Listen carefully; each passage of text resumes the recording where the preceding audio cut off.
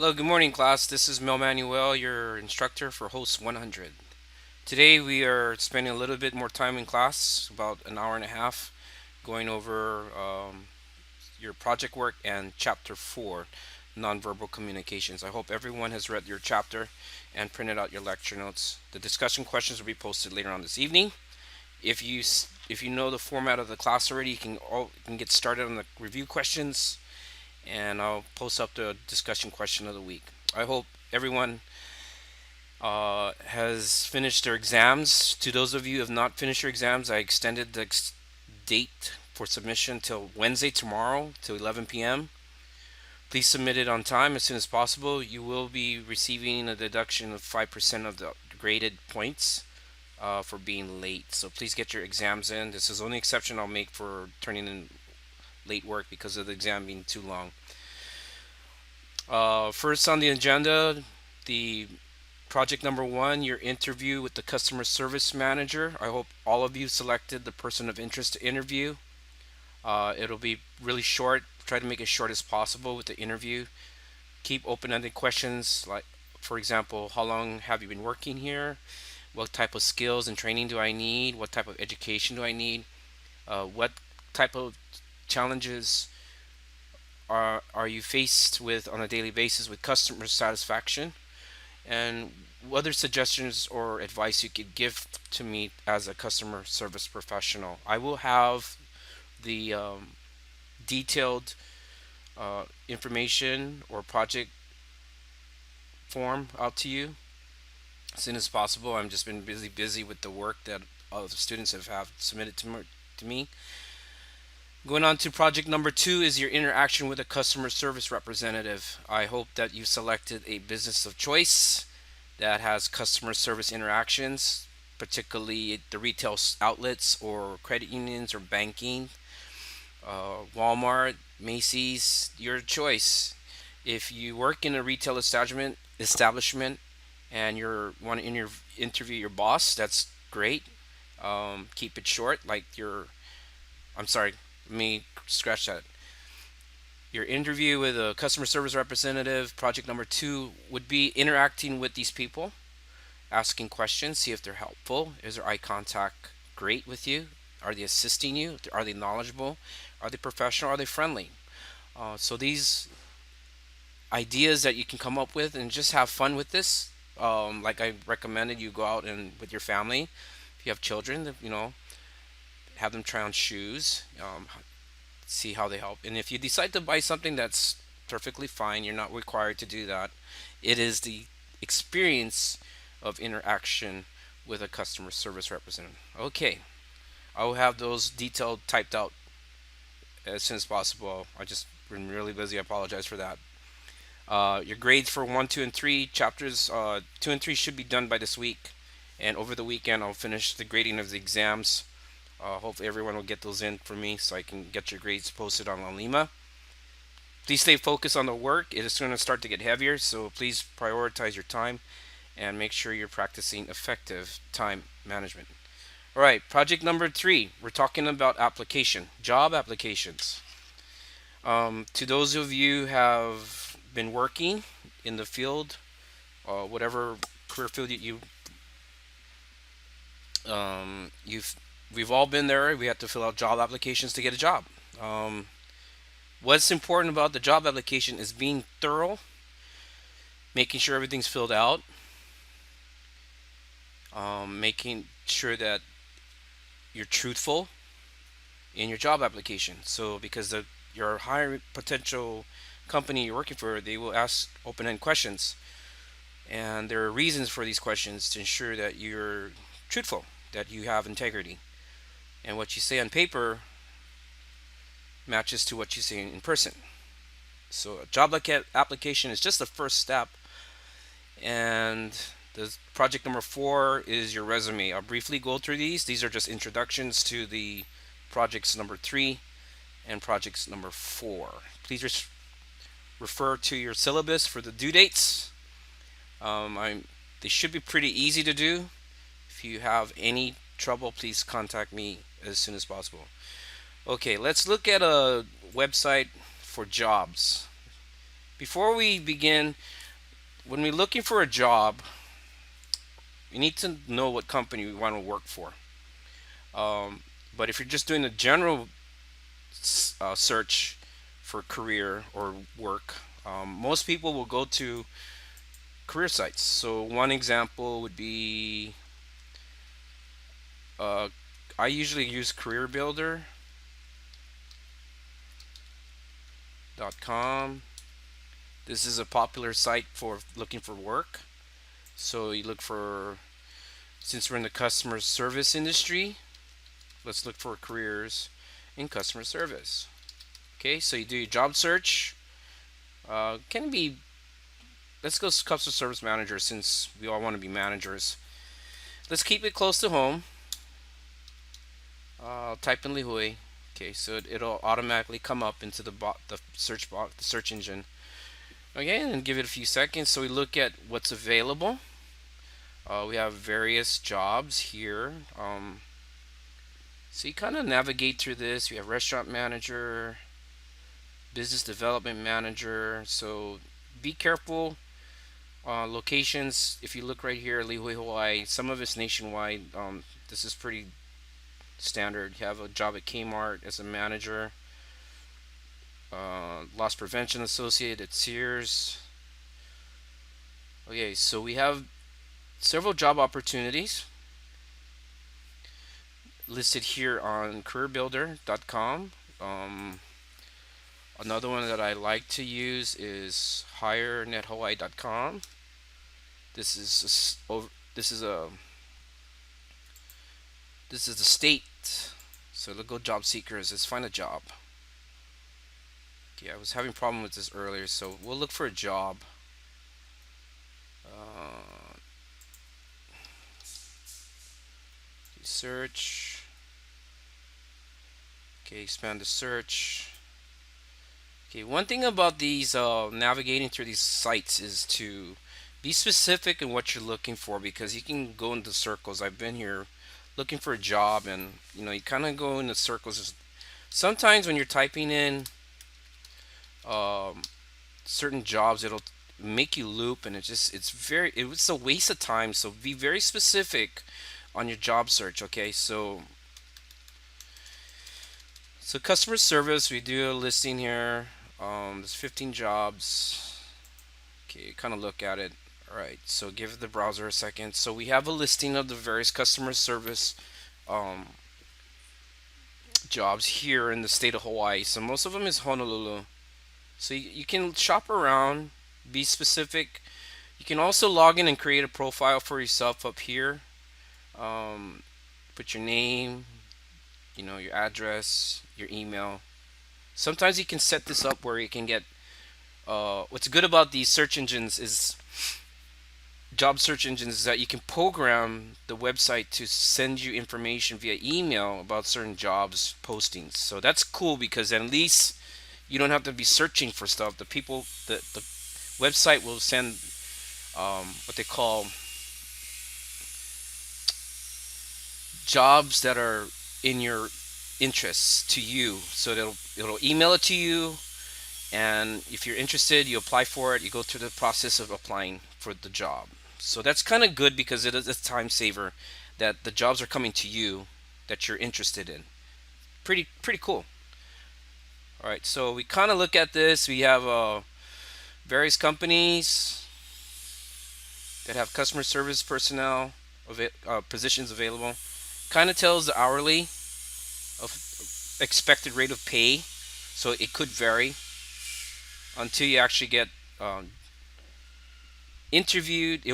Interviewed and a job offer, and we'll talk more about that later.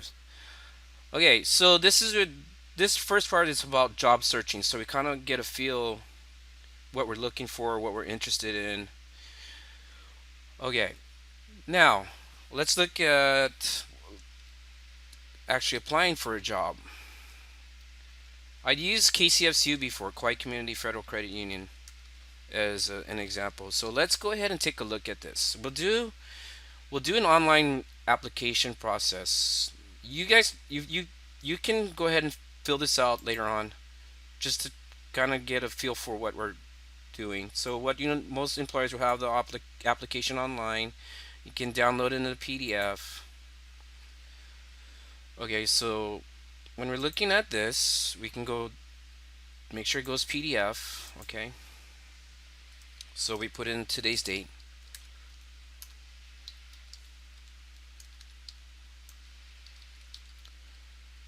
February. Jeez. Make sure spell check is correct. 7th, 17.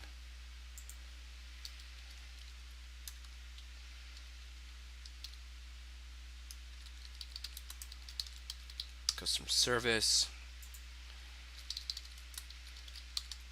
Make sure you put your name, social security number. I won't put it. I'll just demonstrate.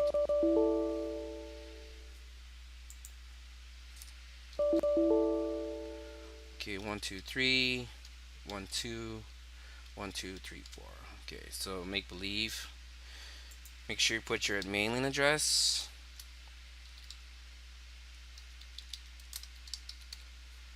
Okay, your telephone number. Y'all got my number, so it's nothing for me for not to put.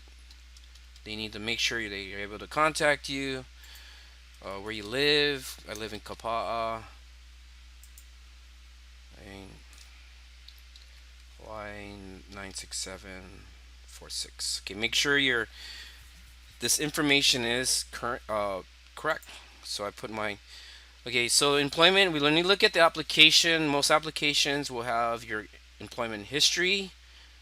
It usually follows a chronological order from your present employer to your last employers dating back. Um, Applications usually have a lot of uh, employer history. This is kind of extreme because job new companies usually look at how long 10 years at least of your work history. But for this purpose of demonstration, I'm not going to fill it all out. But if you're actually filling out an application, fill all this information out. Make sure it's uh, true and current. Okay, so my current employer is TSA. All this other stuff I will not fill out. You can do this on your own when you're actually filling out a job application. My second employer is Kauai Marriott. Since I'm teaching you, I'm at Kauai Community College. So, okay, just make sure all of this information is all filled out from the time you started to present. If you're still employed, reason for leaving. Please be truthful. Sometimes we'll kind of make up stories. For instance, if I'm TSA, I'm looking for a career with the credit union. I would just put here looking for or reason for leaving, looking for a full-time opportunity with the Kauai Community Federal Credit Union. So this is very important to be filled out and be as truthful as possible because when it comes to your interview, if they're interested, they'll ask you open-ended questions, which will, it's kind of behavioral nature, and we'll talk about that later because it can get really detailed. So for this demonstration, this is the job application process. So begin with the employment record. Okay. References. Professional references are better. So some employers do not require it. Some employers do. So whatever job you're applying for, um, take a look at the application. That's very important to look over the application itself and see what kind of questions it's asking before you actually fill out. The reason why I'm saying this is because you don't want to waste time. Everything is time now. Okay. Um, you want to get to the point and get things done in the quickest and efficient way possible. Okay, so I know Gerald Hirata. He's one of my good friends, so I'll use that. All right, so and John Constantino. These are my good friends. So it's good to also know people that know you, because then you can always provide a word for you that yeah, I know this gentleman or lady. Okay, educator. Okay, just keep it simple. Repeat the number. If you don't know the number, just refer them to their last employment, which was at Kauai Community College. If you don't know the direct number, they can always do the directory and find out where they're at. Okay, so school, XYZ Elementary, XYZ Elementary, uh, Waimea Canyon is the intermediate school that I went to. Yeah, I am from Waimea. Waimea High.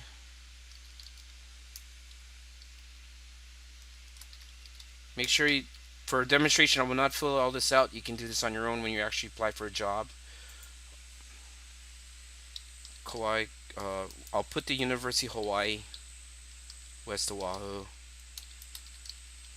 West Oahu. Okay, what's good about these online PDF job applications? It's all text programs, so it'll adjust for you. And if you need to put more, I'll put Kauai Community College. Okay. All right. So you can fill all this info: address, number of years attended, did you graduate, yes or no, what are you working on, bachelor's degree, associate's degree, master's. Okay. We kind of looked at this. Do you have accommodations? But no. You put your initials here. Do you know anybody working for the company? So yes, John Smith. And of course, they have immigration. Make sure when you apply for a job that you have your ID, social security card. If you're not a U.S. citizen, make sure you have your INS immigration card or alien resident card.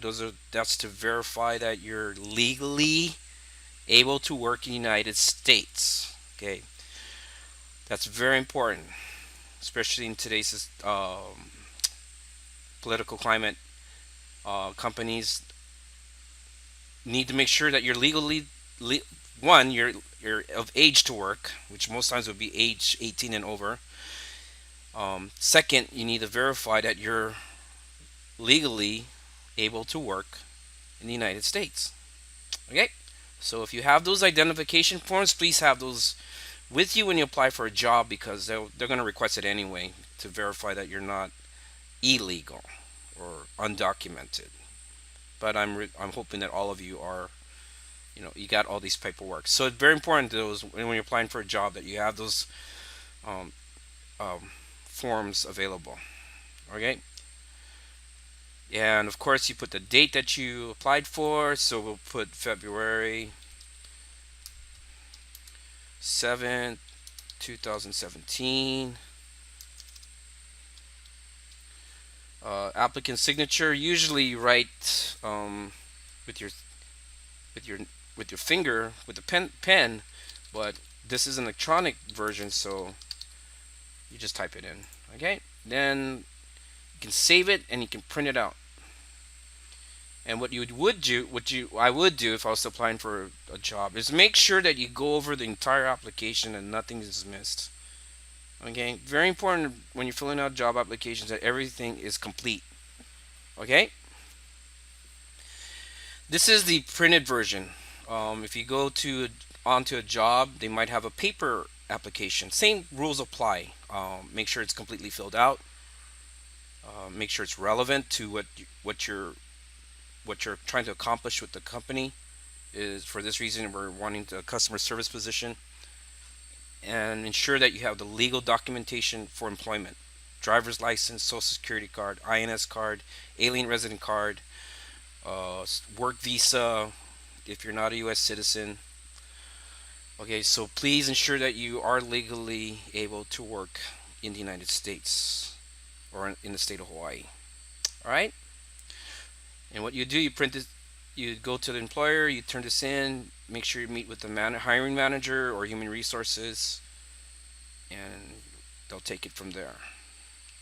All right, so this is the printed type of application. So online or on the job, they'll hand you a paper application. All right, next.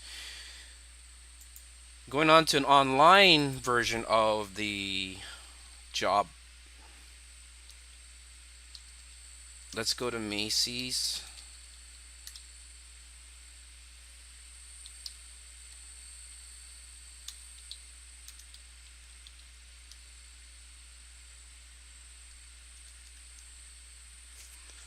Macy's jobs. Macy's jobs.com.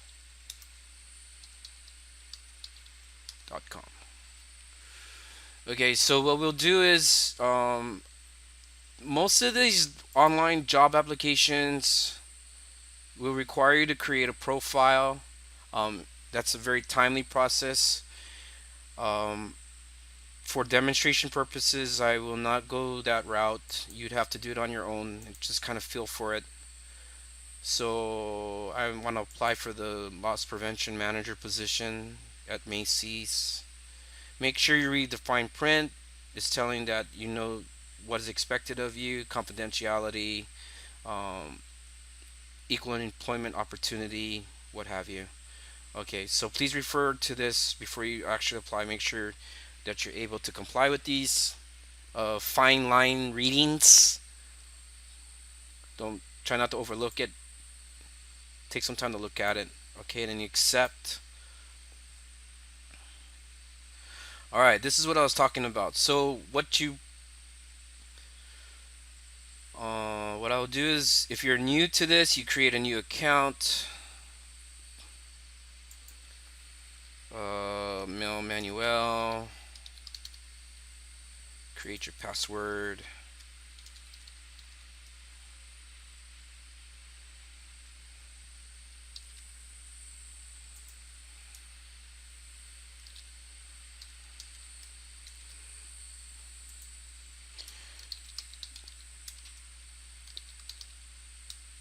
Uh, Use your email address that you are currently use your preferably your personal email address that you're using. If you don't have an email address, I recommend you get one. There's tons of you can use Google, Gmail.com, what have you. If you have one already, then great. That's half the battle. So what we'll do is then we log in. Make sure you remember your password. Don't forget your password. Okay. Now you can upload a resume here. Okay, we'll talk about that in the next slides. Okay, then you don't have to do it right now. Save and continue. Make sure you save your work. Okay. Uh, Cover letter. We'll cover that later. All right. So this is the job application. You, of course, your legal name. If you met on the show. All right. So street address. Street address. Make sure it's your current residence. You receive mail. The town you live in. Your zip code. Uh, which preferred method you'd like to be contacted. Most of us have cell phones. If you have a home phone, you put it here. If you have work phone, put it there.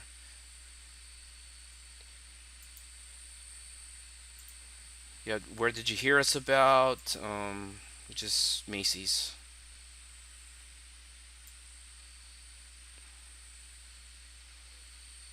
Um,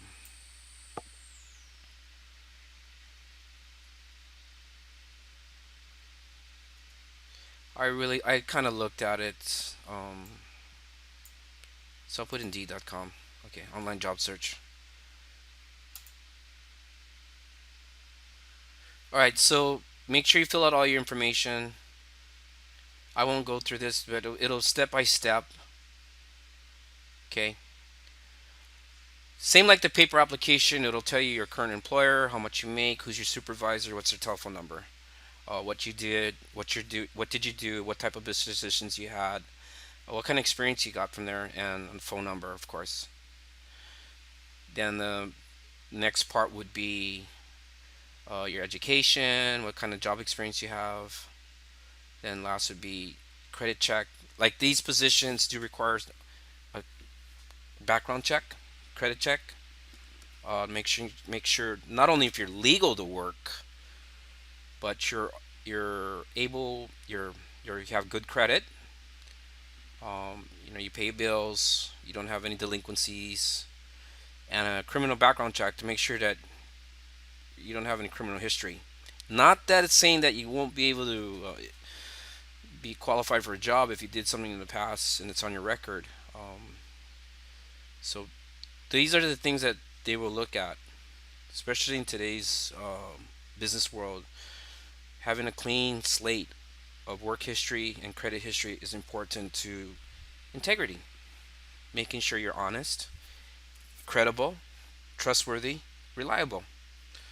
Okay, so these are very important things to look at, especially when you're applying for a job. Is what I'm covering is so vital to getting employment.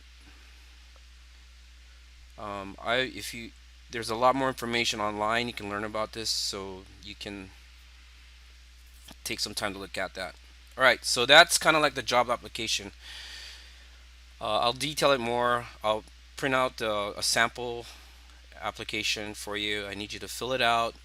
I'll detail it more in the write-ups of the application process. Okay, so please take in consideration to what I'm saying when you're applying for a job. All right, so let's go on to the second part is resume, project number 4. How does this relate to job application? They are actually related to each other in terms of resume. Resume and application, job applications are so tied together. Reason why is that when you go to apply for a job, most times you would have a resume with you, accompanying with you on going to apply for a job. So, from my own experience, when I apply for a job, I usually upload a resume. So, like right here, um, I won't go too much to this, but anyway, they are closely tied together. The resume portion of this project it's quite simple, but I'm going to show you some. Let me show you a video from YouTube. So just hang out with me and watch this video. We're almost ready to start writing a resume. However, before you actually start crafting that fantastic resume, you really need to know 3 things. First of all, you need to know what you want. I don't mean I want a job. Of course you want a job. I mean, what are 5 job titles that are probably going to give you what you want? What are some companies and industries where you might find that? So hopefully you already know that and can just pull out that piece of paper where you wrote all of that down. If not, you need to go do some work. So number 1, you need to know clearly and concisely what's the job that you're going for. Number 2, you need to know what employers want. So if those are the jobs that you want, what are employers asking for in terms of skills and experience? Number 3, you need to know what makes you great. Yes, you have got some unique talents. You've done some great things. Doesn't matter what jobs you've had in the past. There's something about you that's special. And you need to capture that and turn it into a story that you can put on your resume to highlight why you have the skills and expertise for the job that you want. Okay, so you know what you want, and you've got a list of target job titles and hopefully some companies and industries where you're likely to go and find those jobs. Know what employers want. Have you already made a list of the desired and required skills? If you haven't, take out a clean piece of paper or do this on your computer, however you prefer, and I want you to create 3 columns. In the first column, I want you to write required and desired skills at the top. The second column, yes or no. Do I have the skills or not? And the third column, if I've got it, if the answer is yes, I do have that skill, you're going to need to write that down. If not, we'll talk about what to do there. So 3 columns. What are employers requiring, and what are the nice to have skills? Second column, do I have the skills, yes or no? And third column, what skills do I have that compare to what they're looking for? All right, now how are you going to get at all of that? You're going to do a little market research. Take those 5 job titles that you want and go do a Google search or do a search on Indeed.com and look for job postings that appeal to you. Print them out. I'm not trying to waste paper here. I've just discovered that this is the most effective way for people to actually do this market research. So print out those 5 or 10 job postings and take a highlighter and actually highlight what are the skills that are required and desired for jobs that I think I'd like to get. Once you've done that, you're going to start to see some patterns, and employers are looking for similar things, but they might call them something different. So if you need to, write down everything to begin with. And then what I want you to do is I want you to whittle that list down to the top 10 required skills. What are the top 10 things that employers are asking for with jobs that I'm interested in? You're going to put those in that first column on that piece of paper. And once you've done that, you're going to go through them one by one. If you want a job as a waiter at an upscale restaurant, for example, probably the first thing employers want is a minimum of 3 or 5 years of experience. Which is it? Is it 3? Is it 5? Write that down. Do you have that? Yes or no? If you do, great. Write down how many years of experience you have. If you don't, write no in the middle column, and then write down how many years of experience you do have. Do you think you need to go get more years of experience before you apply for a job? Well, we don't know yet. We need to go through the rest of the skills and see if you've got everything else they're looking for, and that's going to help you determine, is this a real or just a perceived gap? And this is all going to help you write a resume. It's going to get you the job that you want. So along the way, we're figuring out, is this an issue? Is my list of jobs that I want correct or not?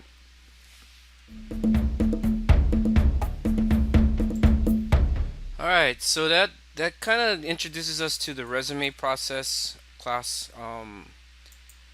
So like I mentioned earlier, going to apply for a job and having your resume in hand are two key things to do to trying to get the job you want. In this particular class, customer service, it could be anything. Working at the bank, working at the hotel, and any organization. But for the most part, is customer service. What type of resume? What does a resume look like?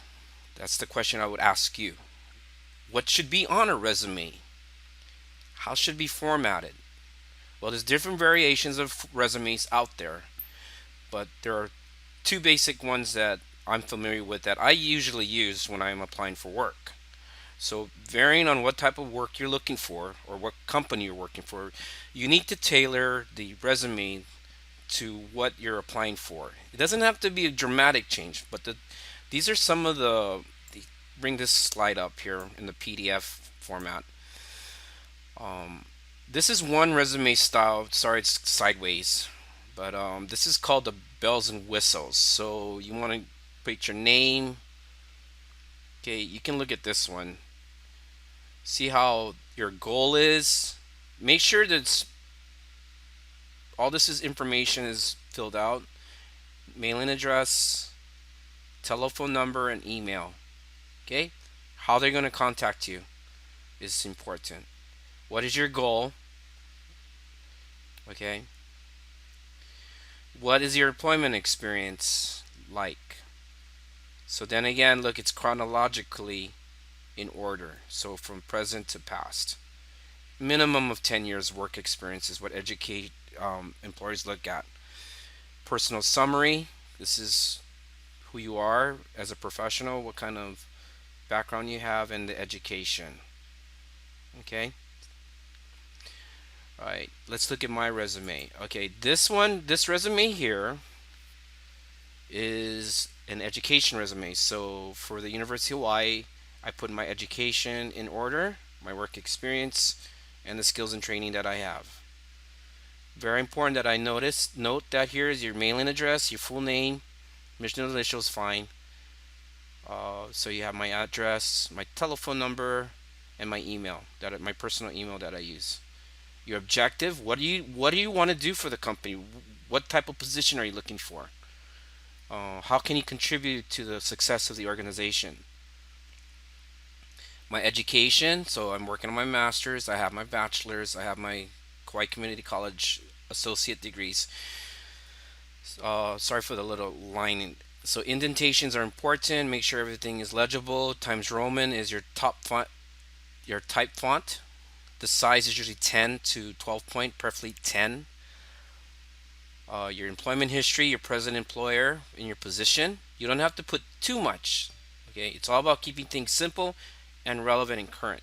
At the Kauai Marriott, um, my my history, my skills and training. I'm a community college lecturer. These are some of the skills that I have. What kind of training certificates I have. Technology. What kind of technology skills do you have? Everyone needs to know how to use a computer. That is without question. In most today's jobs, all of the work we do in customer service involves a POS system, working with spreadsheets, working with PowerPoint, working with Outlook. You need to communicate with other people, your vendors, other colleagues. So, technology savvy. Do you have the necessary computer skills? Microsoft Word, Microsoft Excel, what have you. So, very important that you have computer skills, right? Because you got to know how to write an email when you're emailing me or emailing your boss or emailing your friends or your business colleagues. Okay, if you're working in the office, can you type? All right, most of us do type. It's a given that we all text, but do you know how to use a keyboard? Do you, these other areas are important to filling out a resume. Is this Can you type? Can you read? Can you write? Of course we can. We're here in college. We should be able to read and write at least at the basic level, standard English. Okay, make sure you use complete words. Don't use acronyms. I mean, you like for DHS, TSA. It's pretty standard. But keep it. One page is recommended by employers. Okay, the resume is just a brief spec sheet of who you are and what you're doing, what kind of experience you have, and what's your education. It's an introduction to who you are to the employer. Employers don't want to waste time reading through long resumes. That's what you do in interviews. That they'll look at your resume, then they'll ask you questions about employer A, employer B. What did you do? What did you like, dislike? Tell me some of the challenges you have and how did you solve it? What type of leadership roles did you take? So it varies on the questions. So one page, minimum two, preferably one page. That is the standard of today. Okay, so looking at my second resume, this is my career resume, my actual, if I'm going to apply for a job. All right, so a work situation or for an actual private sector job. Same thing. Make sure your name is up at the top at the header, your objectives. Make sure you're clear on what you want to do and obtain. Okay, so make it very specific, make it very clear what your intentions are to being employed with that company. Because they want to know what do you want, and how can you contribute. It's what they're saying. You'll learn this. It's not all about you and what you want. It's what can you do for the company and how can you contribute to the organization. Okay, so keep that in mind, especially if you go into a management role. Uh, you have to give of yourself to your others. You need to demonstrate that leadership personality, that you're able to not only lead but you're able to serve and help support the team. Okay, so employment history, very detailed, very short. Who I'm working for right now. Of course, I'm working at the Marriott. You can list at least two more employers. Kind of give them a background of what you've done in the past. Minimum 10 years of work history is great because it's pretty relevant, and that is a standard that most human resource managers look at is 10 years back. Also take in consideration your length of employment. Um, there's this thing about if you're not too long on the job, it may raise a red flag when you're being interviewed, because what that says is that you're not reliable. Okay, you can't just work at one job for 6 months and quit and go to another job. That's for personal reasons. If whatever happened, that's on you. But when you're filling out the application, they will look how long you've been employed at this current job, because that shows stability, credibility, and reliability. So very important when you just can't quit a job. I mean, if for some reason, or if you got terminated, why did they'll probably ask why. I mean, they don't want to go into specifics, but they want to kind of know what happened, or they don't need to know that because it comes into the legal ramifications of asking the right questions during an interview. There are legal questions, appropriate and legal questions that only can be asked during an interview. And we'll talk about that in more detail later on in the semester. So please keep that in mind when you're filling out the job application. Um, Length of employment, make sure it's thorough. Second in line is the education process. I'm working on my master's. All of you know that. I'm what stand University of Hawaii West Oahu, my bachelor's, and so on, and skills and training. So the only difference between the education pursuit resume is that my education is first, and my private sector career endeavors would be my employment first. So it's the only difference between the two. But keep in mind on what I just told you is filling it out. Make sure it's Roman type Roman one page. Make sure everything's lined up correctly. Um, the thing about resumes is to keep it really short. I know we want to brag on what we've done, the kind of experience we have, because that you want. This is a selling tool to you, to the company, for you to get hired. Okay, this is a selling tool. It's a very positive and powerful, but there are techniques to great resume writing. These are just as a few, and there are many, many more on the internet and YouTube. You can navigate through that on your own time because it's there's a lot of areas to be covered in resume building. But resumes are important, but it's when you actually get to when they call you for an interview after applying, and we'll talk about more of that in the next couple projects. So that's a lot. Yeah. Um, anyway, if you have any questions about any of the projects, please call me or email me. Please email me.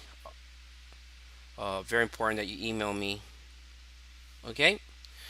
All right. That was a lot. All right. So if you have now, we're going to part two of this lengthy lecture today. So if you can give me about 30 minutes more of your time. I know this is a very long video, but if you're tired, you can stop the video for a few minutes, take a break, and come back to it. You don't have to watch it all the way through because, yeah, we will start to lose attention. Okay? If you want to stop the video at this time, take a break, then come back in a few minutes. That's fine. All right. And now, if you're back from the break and you want to continue watching, let's go ahead and get started with chapter 4. Nonverbal communication skills. Here we go, guys. Okay, in chapter 3, we talk about verbal communications. What we say, how we say it, is all about what and how. Are we knowledgeable in how we talk to each other? Are we communicating verbally with standard English? Are you able to understand what I'm saying?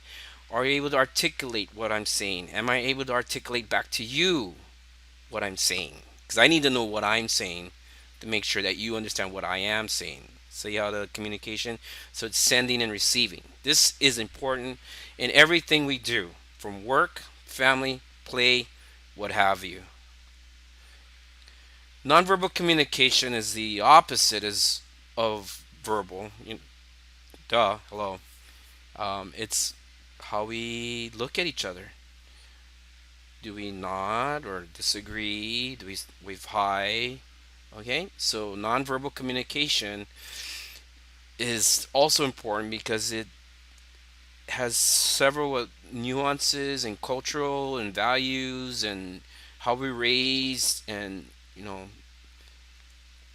there is so much research on nonverbal communication skills, so you can look at that. Let's stick to our text. Look at the learning outcomes. I'll spend about 30 minutes going through this real quick so that you can, if you've read the text, great. I'm just going to breeze right through this because of time constraints. So go ahead and enjoy, sit comfortably. These are our learning objectives for Chapter 4. We will define nonverbal communication, recognize various nonverbal cues and their effect on customers, Explain the effect that gender has on communication. Describe the effect of culture on nonverbal communication. And identify unproductive behaviors. Use a variety of nonverbal communication strategies and demonstrate specific customer focus uh, nonverbal behaviors. Your lecture notes are really detailed, so you can look through that, read along. Um, in your lecture notes, you can spend time looking at your lecture notes, and I'll just go through the slides. Communicating with nonverbal means. What does it mean? What does it mean to communicate nonverbally? Well, according to our text, it is the means of how we, how do we present ourselves? How do we stay? Nonverbal, according to our text, nonverbal messages consist of things as movements, gestures, body position, voice qualities, and various unspoken signals. Movements, eye contact. When you're talking, before you speak to someone, you get their attention. Then you speak to them. Okay, that's so important. Gestures, open hand, welcoming, a friendly handshake. Okay, we'll talk about that in a few slides from now. Body positions, sitting upright, not like this, not hands on your hip. I mean, standing like this. So gestures are important. Body positions, you don't want to be lax. I admit I get lazy sometimes, and when I'm at work, I kind of lean on stuff, and I'm aware of that. So I have to practice what I'm preaching too. So standing upright, position straight back. Voice qualities. Are you speaking to me pleasantly? Are you communicating with me clearly? Are you speaking with patience? Having a nice tone of voice. Are you communicating to me um, appropriately?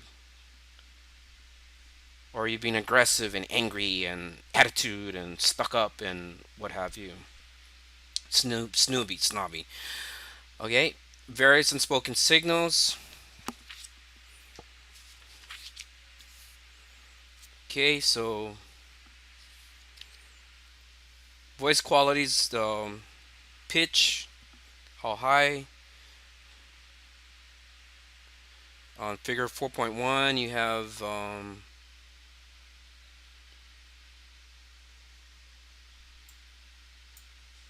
okay, body language. We kind of go over this real quick because body language is a very can be positive or negative. Nonverbal communication skills that send powerful messages includes eye contact. We kind of talked about that. Facial expressions. Are you smiling? Or are you frustrated or angry? Or you're happy, relaxed, calm? Posture, standing straight, nodding your head, gestures. So everything we do physically can say a lot to our customers. So it's a skill, it's an art, and you have to be self-consciously aware of what you're doing. Um, how are you standing? How are you looking at other people? I mean, not to say that we're looking at other people differently. It's just how they look at perceiving towards us when we're communicating to them professionally. In your voice cues, you have pitch, you have volume. Is it loud or is it soft? Rate of pitch, rate of speech, how fast you talk. If you're talking too fast or you're talking too slow, you know. So don't talk too fast because especially if you're rushing to serve some person, you know, we all get busy. I understand that when we're at work, like me, I'm at the restaurant. I'm busy. I'm communicating. I'm what you call that? I exert a lot of physical cues, body language at the restaurant because not only am I on contact you, but I'm not only not I'm reading off a lot of nonverbal messages, especially when I'm at work.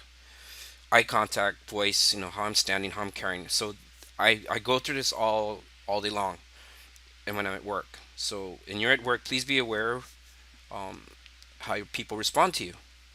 Okay, so voice quality. Do you speak clearly? Are you speaking clearly, or mumbling?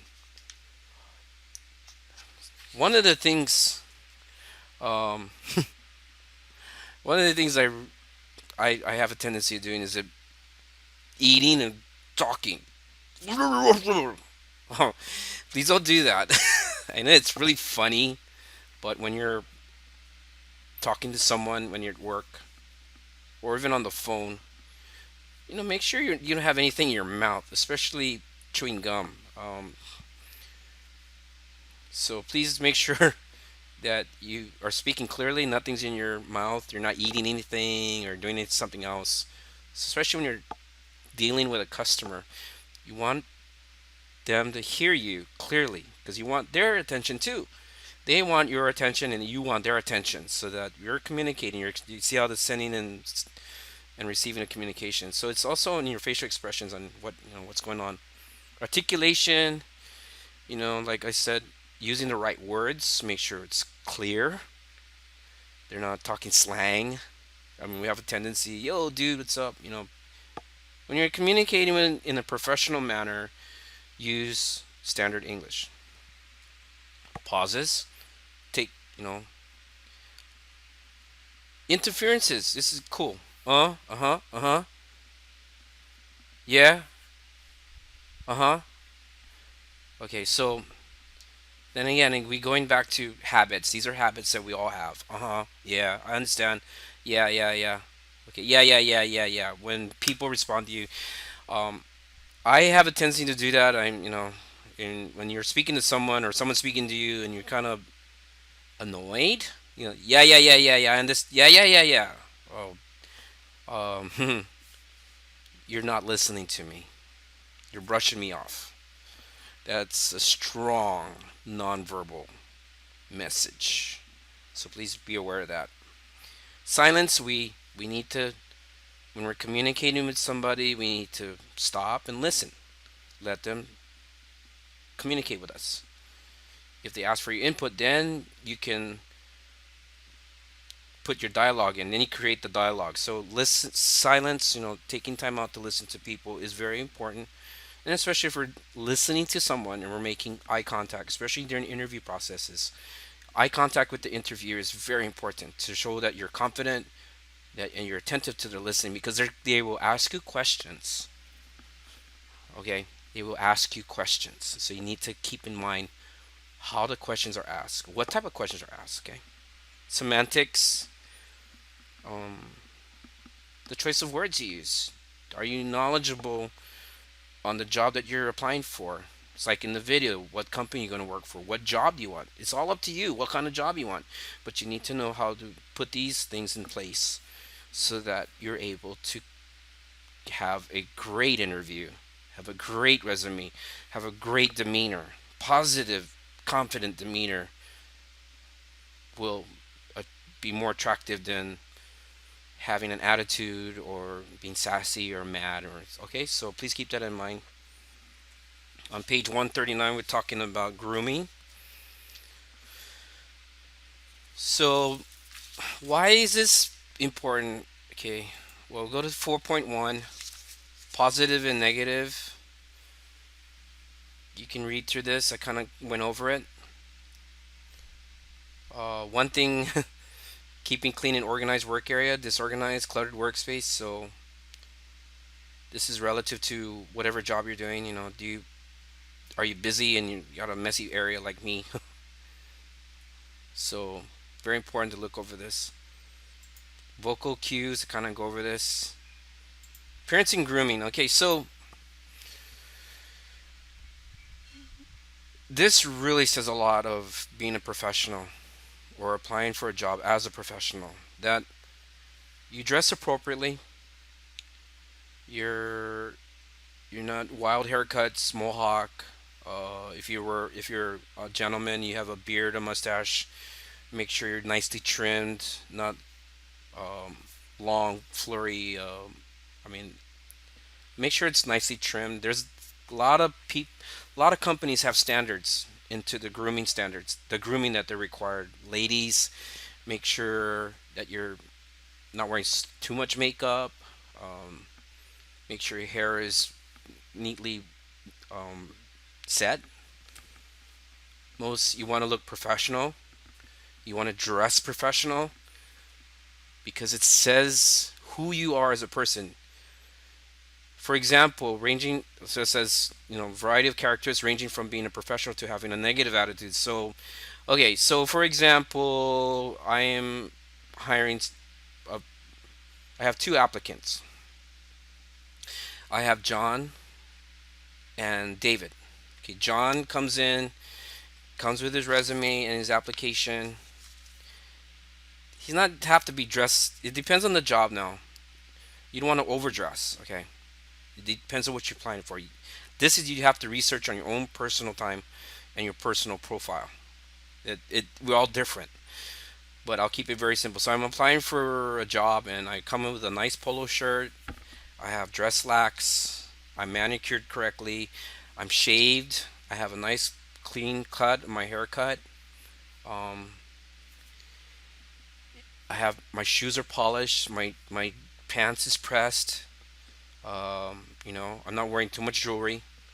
I'm not I'm not using the bling bling. Okay, so that's personal preference. But most times you just keep it simple.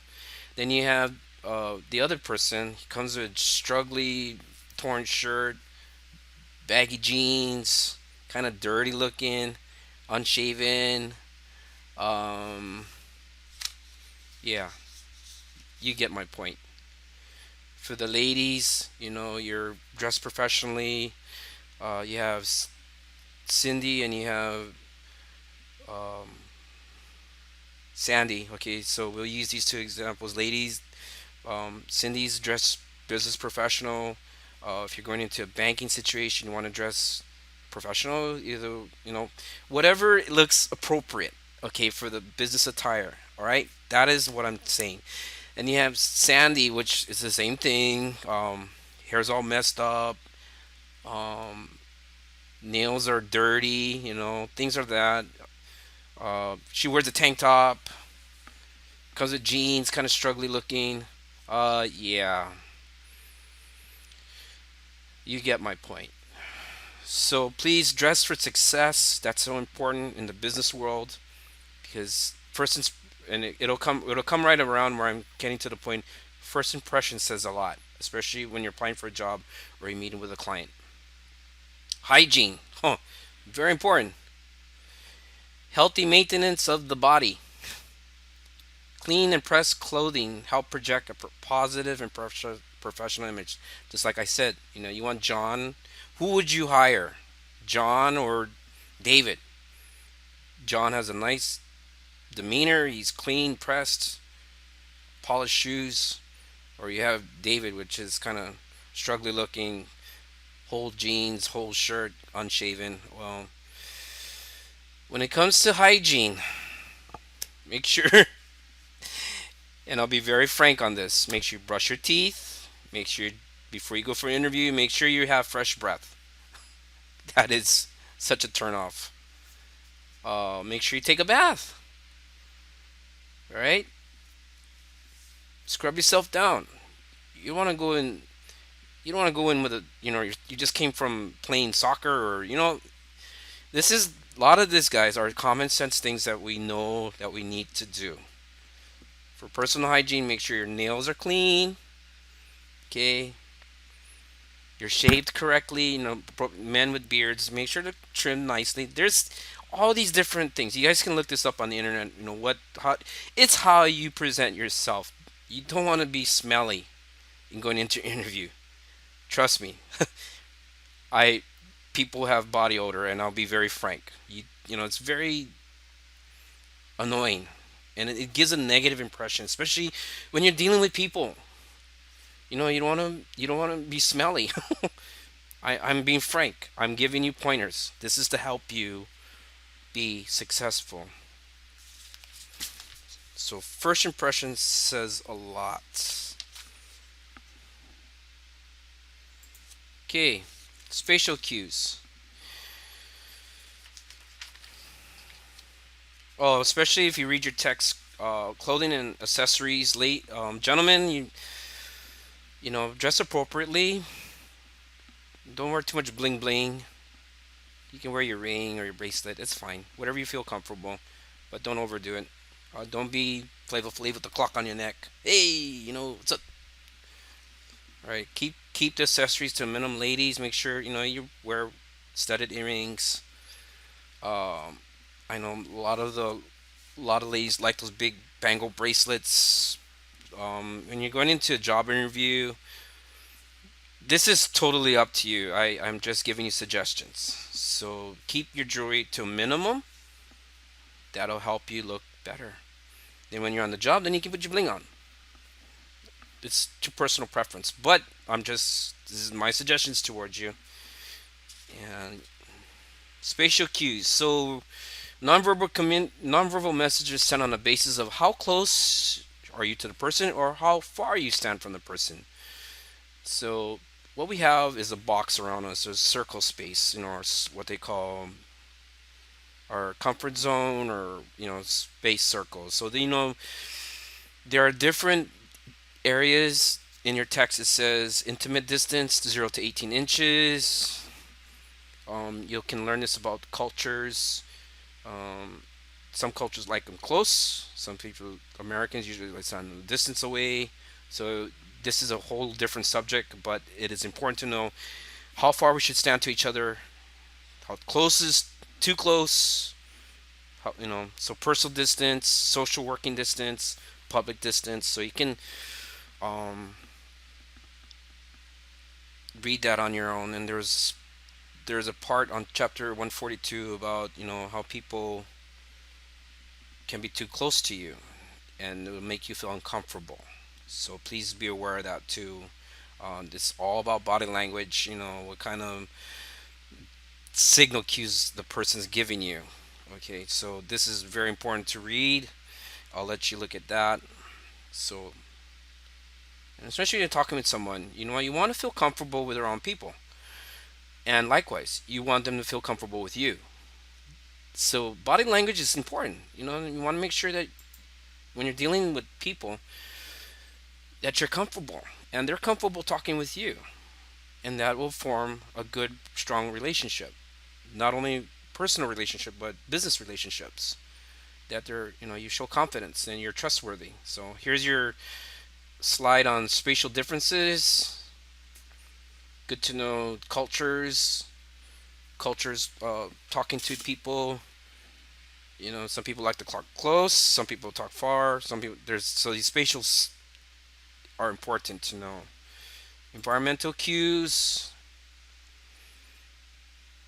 any aspect of the workplace which the customer comes into contact contributes to the perception of the environment.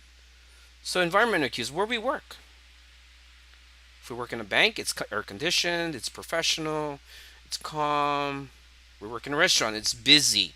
Servers are going crazy, and serving drinks, and people are loud. And or if I remember, I'm at TSA. Yeah, do I have to use customer service? Yeah, I do. It's a security-based customer service where I am providing security, but I need to use my customer service skills for a variety of people that I'm encounter with. So each environment that working in does vary. So understand what type of environment you have. Miscellaneous cues, factors to send messages that impact customer perception and feelings about the service provider of an organization. This is very key to maintain a professional and calm demeanor when working with other people. And in the environment, if we're busy, for instance, like a credit union or a banking situation, or if you're in a retail situation, you're helping a customer with a product and the customer is waiting. Yes, that's very important on how you communicate with the person that is waiting. First, you make eye contact. You say, "Ma'am, sir, I'll be right with you." See? Or if you're on the phone, you're talking to a client, and someone calls on line two, and you don't want to let them wait. Most companies have a minimum of three ring times or something like that. You pick it up. "Hello, XYZ Corporation. This is Mel. How may I help you? Can I? Would it be possible to put you on hold?" Okay. And all right. So tone of voice, pitch, smile in your voice. "Thank you for calling XYZ Corporation. This is Mel. How may I help you?" Okay. So see how everything works together. Environment, your the way you voice. If you're in person, you're making eye contact with the customer, showing that you see them and you hear them, and you be right with them. So that shows that they've been acknowledged. So that's acknowledging. Yeah. Okay. So how does color affect emotion? Well, we have a variety of colors here. Okay. So red, anger; yellow, warm; dark blue, relax; light blue, youthful; cool, purple, assertiveness. So you have these different variety of colors. This also affects the environment in which we work in. Okay, role of gender in nonverbal communications.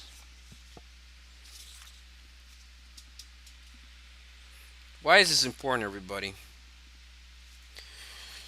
Well, for one, in the workplace, the,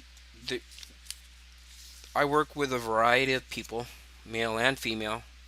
We like I said in our previous videos, we are all different. We are raised different. Our cultural values are different. Our religious beliefs are different. We're all different. That's what makes being human human. We're all different, but we have to realize that we also have to be tolerant of each other and accepting of each other. So gender communication between genders due to the brain and behavioral preferences. So males will be different. So here's a kind of a on our next slide, kind of a difference of bodies. You can take a look at this. I found this very interesting in terms of males and females. Males like large working area, females like close areas. Okay, so they're um,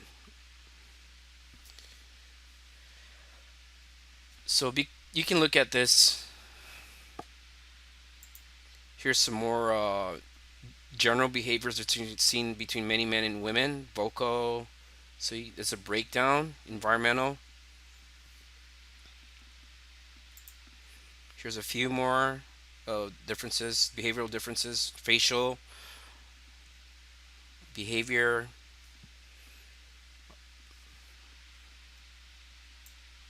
So we're all different, ladies and gentlemen. But the point that I'm talking about is how we present ourselves, how we look, how to respond to each other, nonverbal communications. Okay, we don't have to say everything, but what we say in our body language is important. Okay, we're all different, but knowing what type of behavior cues. Okay, so negative nonverbal communications behaviors. Handshake, fidgeting, peering at the glasses, holding your hand over your mouth, crossing your arms, raising your eyebrow. Okay, so these are kind of covered in your text. The one thing I will point out is handshake. This is important, especially when you're greeting or meeting your clients for the first time. In a very professional way, is that, "Hi, John, nice to meet you." Okay, I'm looking John in the eye and I'm shaking his hand in a proper handshake. "Nice to meet you. I've heard a lot about you. Let's go over here and talk business," or something like that. So that I want to point that out. Here in Hawaii, the cultural norm is when we still do handshake, but we usually do a hug. Okay, it varies on situation. I know family and friends, we do that because it's the aloha that we have for each other. That is the cultural thing. So be to keep it really simple when you're meeting and greeting somebody, just say hello, make eye contact, and shake their hand. Nice to meet you. That's it. Now, if you know somebody, your friends, and you never see them a long time, yeah, of course the hug is that's common. Um, so you need to be aware of the environment and each situation that you're in. Okay, strategies to improve nonverbal communication. Seek out nonverbal cues. Confirm perception. Seek clarifying feedback. Analyze interpretation of nonverbal cues. So seek out nonverbal cues. Take a look around you. There's a lot of things going on. Okay, so your text kind of covers it on page 154 and 155. Confirm perceptions. According to our text, the definition of perception checking is the process of clarifying nonverbal cue that was received by stating what the behavior was observed, giving one or two possible interpretations, then asking message for clarification. So one thing I didn't touch in the earlier part of the video is that verbal nonverbal communications can have misinterpretations. So be careful. Make sure you get the right vibe back from the person. So we can misinterpret certain cues. So it takes time to develop careful understanding about nonverbal communications in misinterpretation. So how you project a body language, people may interpret differently, and likewise they especially culture. People from different cultures, their body language may be different from ours because that's the culture that they're from. So that's very important to understanding that people from different cultures will have different body languages. But keep it simple, seeking clarifying feedback. Right, so feedback is important in all that we do. I mean, we want to make sure that we're doing the right thing, that we have the right understanding of what we're doing or what's communicated towards us, that we get feedback, or what we're doing that we get feedback, that make sure that it's correct and accurate, right? It goes back to misinterpretation. So please read the text. It kind of gives more detail about misinterpretations, or you can do research on that. Type it up on Google. There's a lot of information about non-behavioral cues, misinterpretations. Okay, so we're almost done, guys. Got two more slides. Just give me about another 3 minutes of your time. All right, so we have benefits of customer focused behavior. Image enhance. This is the employee morale and self-esteem is increased. Employee customer satisfaction. Complaints are reduced. That's what we want. We don't have too much complaints. We build a customer loyalty increase.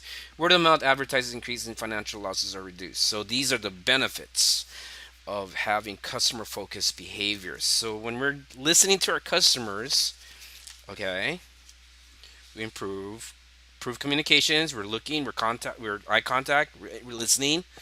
Yeah, people will get overwhelmed by the um, positive interaction, especially when you're going for your interview, the customer interaction. So that's how this, as you as a customer, when you're talking to a representative, comes into play. On page 157 of your text, that image 4.5 gives a great detail of more detail and information about these 7 points. So please take a look at that. I've read over it. It's really good. So I encourage you to look over it, take it to heart, and what you're reading. Let me give you an example. Just the other day, at the TSA, TSA is a hard job. It's a security job, but they stress customer service.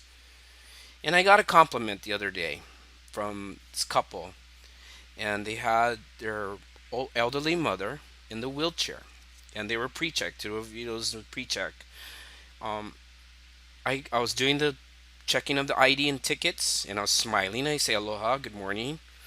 You know, may I have your ticket and your ID, please? Okay. So grandma was in the wheelchair. The son and the wife or whatever have you.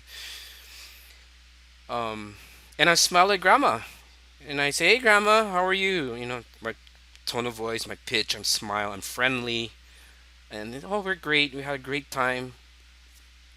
And as I gave their IDs back to them and their tickets back to them, um, the son commented to me and said, "This is the best experience we've had at any airport. That you guys are really accommodating and really nice." And I was like, "Whoa, why, thank you, sir.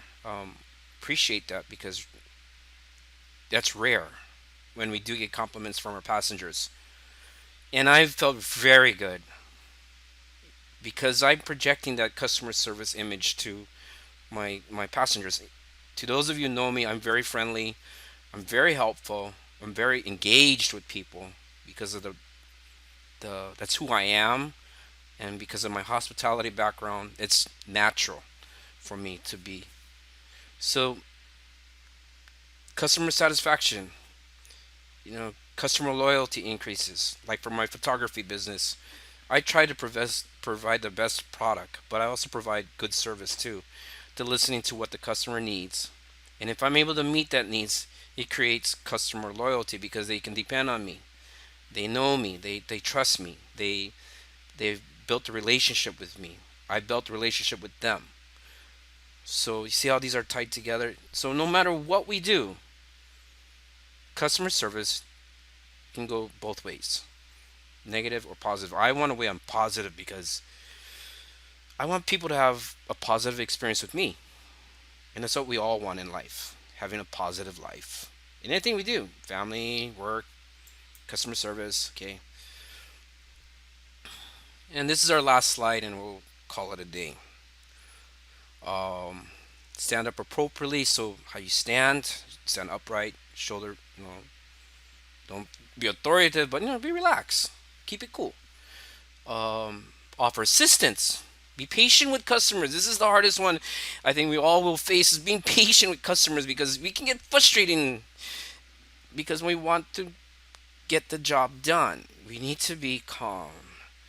We need to be patient, right? It's this is a skill. This is an art that we all need to have in our lives is patience. I've been known to have patience. I've been commented to Mel, you have a lot of patience, especially when I'm teaching or training new workers. But that's who I am. That's why I'm teaching you. I have patience with all of you to know that you'll get your work on time, because I want all of you to succeed. Allow customers to go first. Opening the door, reducing customer wait times. If you're efficient and proficient and your attention to detail, your wait times won't be as long. That goes to say, be professional. How you talk, how you present yourself. Anyway, this is just like verbal communications and nonverbal communications are all tied together in the customer service business. Vary in what you do. Work in the bank, work in the hotel, work in the restaurant, work at TSA. It's a different type of um, environment. It's very stressful for me, but I need to stay focused. I need to be patient. I need to be articulate. I need to make eye contact. I need to speak with clarity. Don't put anything in your mouth. Okay, please don't do that. Please don't chew gum when you're working. I mean, when you're talking to a customer because it's very annoying. If you need to chew gum or you need to freshen your breath, step out, go to the break room, freshen up, gargle if you have to. So these things that we're talking about, how we dress, how we look, how we're groomed, how we smell, or is our clothes pressed, are our shoes signed, are our nails clean? Are we for the guys? Is your beard and mustache shaved correctly? Ladies, is your hair set up in a professional bun or is it braided, long flowing? So these keys are so important to your success and being a customer service professional. There are tons of information on YouTube about Dress for Success. I'm just touching just on a little portion. I hope all of you read your texts. This is a very, like everything in our text is important, but nonverbal communications is key. Anyway, take care, guys. Aloha. God bless. Please study hard. The questions will be online in about another hour or two. So I'll be grading the rest of the papers this week. I'll get your exams back to you by Monday of next week. Please continue on chapter 4. I will have the detailed outline of the project works this week. Take care. Aloha.